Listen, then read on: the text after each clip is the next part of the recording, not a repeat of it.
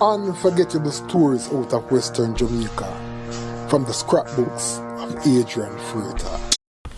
When former St. James most wanted man, Delano Prekeh Wilmott, was implicated in the shooting of two Jamaica Defence Force soldiers when gangsters ambushed a military patrol in Richmond Hill near Cambridge in St. James, he was immediately elevated to the position of Jamaica's most wanted man, public enemy number one.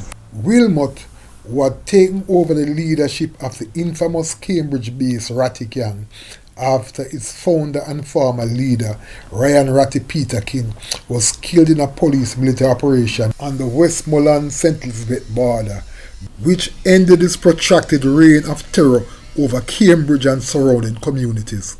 Prekeh Wilmott took over the leadership of the gang. Unlike Peterkin, who would flee the area when he came under pressure from the security forces, Prekeh was brazen, regularly confronting the security forces in gunfights, engaging them in shootouts before using his knowledge of the bushes and caves in the area to make good his escape.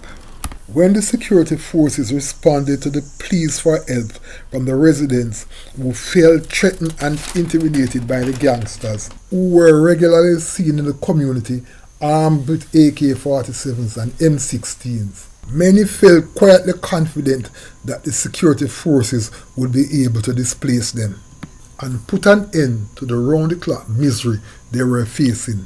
However, they were to get the surprise of their lives when Prekeh and his gang began to challenge the members of the security forces, having vowed to avenge the death of Ratty Peterkin.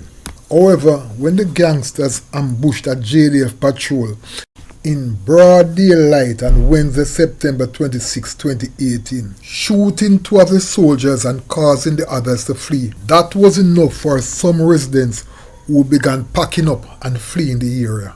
Some of the residents who did not flee the area nonetheless sent away their teenage sons so as to avoid them being drafted into the gang, as reports had surfaced that Prekeh was forcing some of the youngsters to join the gang through threats of violence and intimidation. After the shooting of the two soldiers, the Jamaica Defence Force declared all-out war on Prekeh and his gang, using assets such as helicopters to track them down. In one of their operations, the soldiers managed to corner members of the gang in a remote area where they had set up base. In a running gun battle, one of the gangsters, who was armed with an M16 assault rifle, was shot and killed. Initially, the police reported that the deceased man was Prekeh.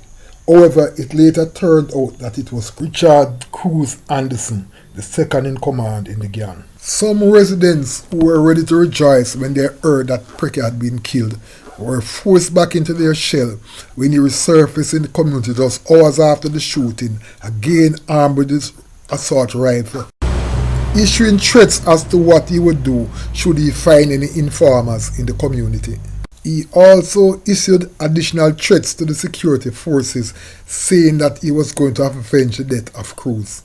For almost another 2 full years, Prekeh continued to play cat and mouse with the security forces in and around the Cambridge area, to the point where some people were saying that he was dabbling in witchcraft, which was protecting him.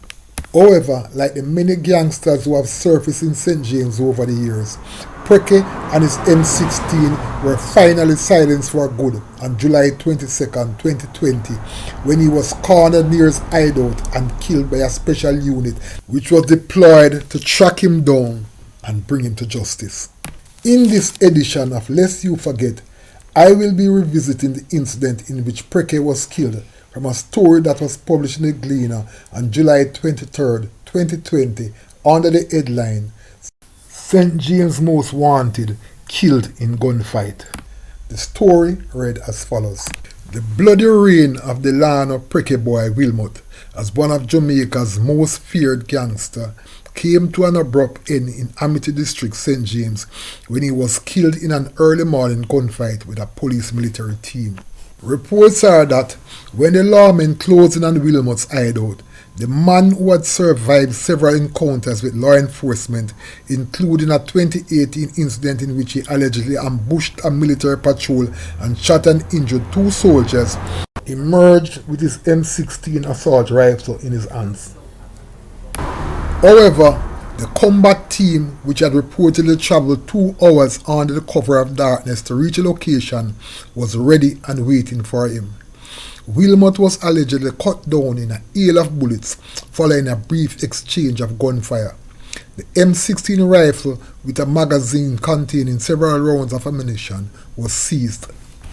It was a well-coordinated, intelligence-driven operation, and we must commend the soldiers and police officers who once again proved to a criminal that he cannot match the tactical expertise of the security forces, said Superintendent Vernon Ellis, commander of the St. James Police. I hope the law-abiding citizens in the area can now live in peace with him now out of their lives. Residents who live in proximity of Wilmott's hideout said they were surprised that he had taken refuge almost in their backyard.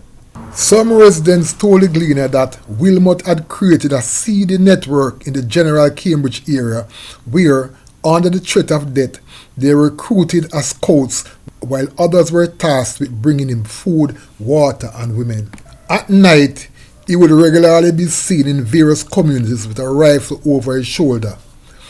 There was stony silence on Wednesday at Mother Lane, where Wilmott once lived and still has family members, as the security forces carried out a snap raid in search of other gangsters.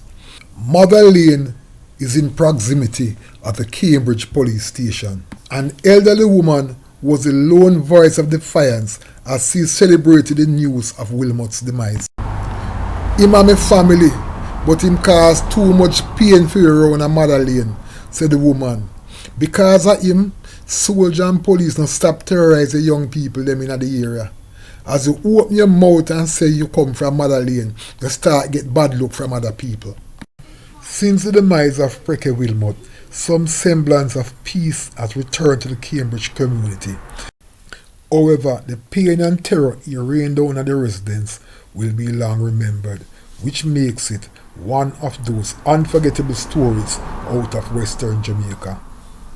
Unforgettable stories out of Western Jamaica from the scrapbooks of Adrian Freighter. Before you go, please remember to subscribe.